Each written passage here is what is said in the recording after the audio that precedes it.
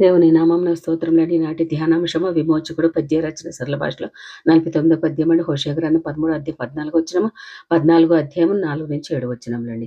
నేను వారిని విమోచించి మనస్ఫూర్తిగా వారిని స్నేహింతును.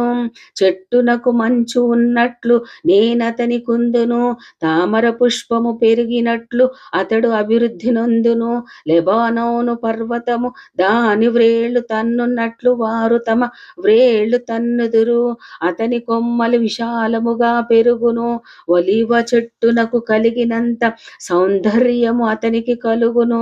లెబానోనుకున్నంత సువాసన అతనికి ఉండును. అతని నీడయందు నివసించు వారు మరలి వత్తురు. ధాన్యము వలె వారు తిరిగి మొలుతురు.